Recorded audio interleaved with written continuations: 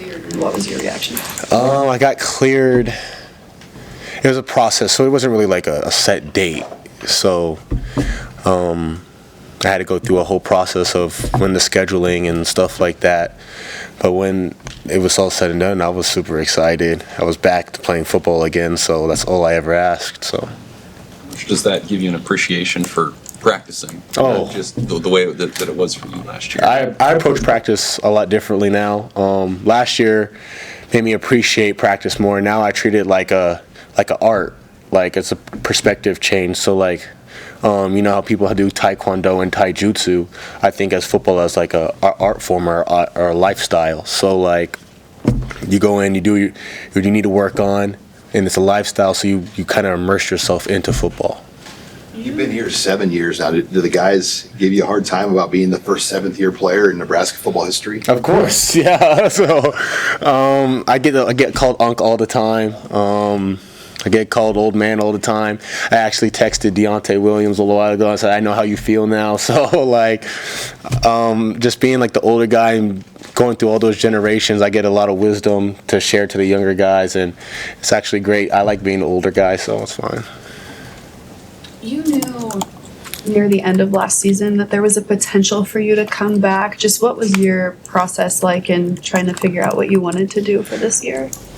So I always wanted to come back. I kind of already had like an 80% chance knew I was going to come back.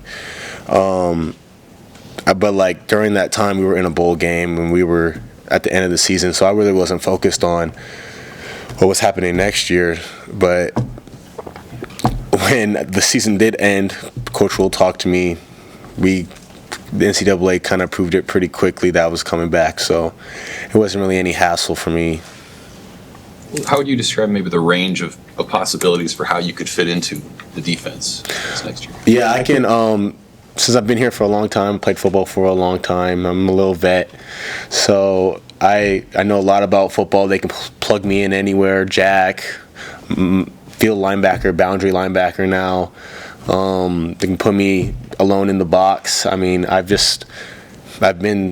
it multiple times. It's just me getting reps now since I've missed that whole year last year, and me being able to make the mistakes that I have done multiple times is probably essential for me to be getting better in my growth. You mentioned that you like being the older guy in the room. When you're 25, though, just like in practice, and there's an 18-year-old next to you, what's that like for you? Is it something you're conscious of in the moment? In the moment, no. It's just another person right there that I got to win against or I got to compete with. So everyone's part of the team and everyone is just trying to get better. But I guess when I am in a weight room or I am in a film room, I do look to the side of me and be like, dang, Jacob Bauer is like 20 years old, so like he is a young guy, and I do be like, wow, that's crazy. But then that just kind of verifies my journey that I've walked. The path that I've walked is kind of unique. What's it like to play for Butler, and how is he unique, or somebody that you enjoy being a part of his defense? He's a unique coach. He's very frantic on the football knowledge of the game. He wants you to be immersed in football. He wants you to learn the tendencies, learn the actual game of football. So if you don't, he's very vocal on how you need to be into the game. So that's what the main focus in the spring ball is to become more immersed in football and to become more knowledgeable of the game itself. The 7 years you've been here, though, a lot has changed with football, with the transfer portal, NIL, rev share. When you just kind of reflect back on this time, I mean, how much do you feel that change, see a lot of these changes that you've been able to, when you go back to 2019 to now, I mean, it's a different game. It's a very different game now. Like, transfer portal is open a lot of the time. People are transferring. NIL, I mean, it's just a whole different ball game now. And I'm kind of like the bridge between two worlds, like the older generation and the younger generation. I've been through it all, so like I can relate to the older guys, you know, like the Jay Foremans and stuff like that, and I can relate to the younger guys like Ja'Cory Barney and Vincent Shavers. Do you remember what it was like to be kind of broke as a student athlete when you guys didn't have money? Yeah, I do actually. I remember saving up money. I remember riding my scooter, not trying to spend money on fast food, trying to go to the training table because I was hungry. And then I remember the times like now. I mean, we're all blessed now, so it's a lot easier than it was before.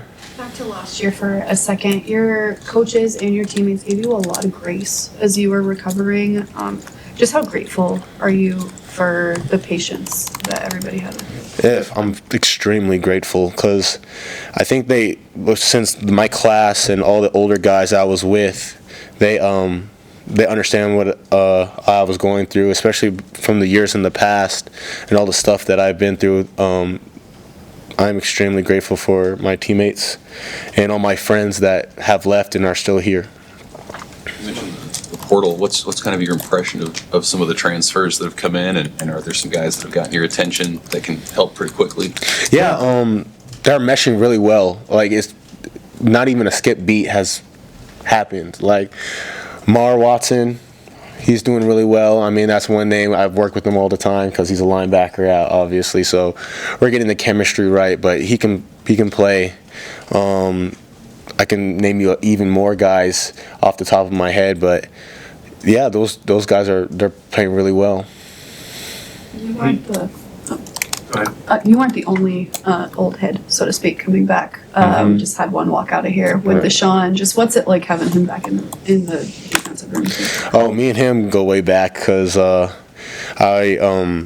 was here when he first got here, so like he's just one of my brothers that's right next to me. We're locker mates, so like we just talk about how things used to be, how things are now, and how fun football is. It's just we're both trying to achieve the same goal, and so having someone like that by your side and someone like that on the defense is definitely very helpful.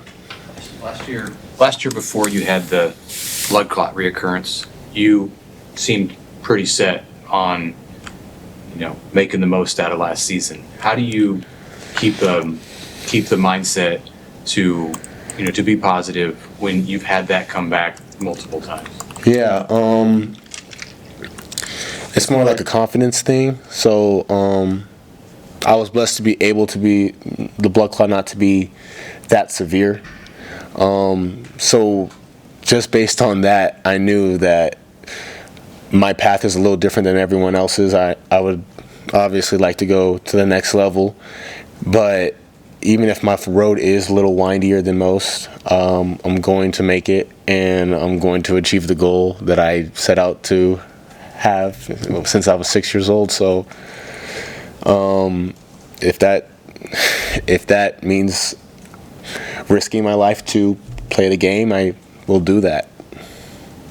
What's left for you in the classroom? Are you? I assume you've been graduated for May of 23. So what are you working on now? Post-bac, just fucking post-bac classes, taking classes here and there, just stuff that interests me. So I'm in a psychology class right now, so I enjoy psychology. All good. Thank you, Jay. Yeah. Thank you.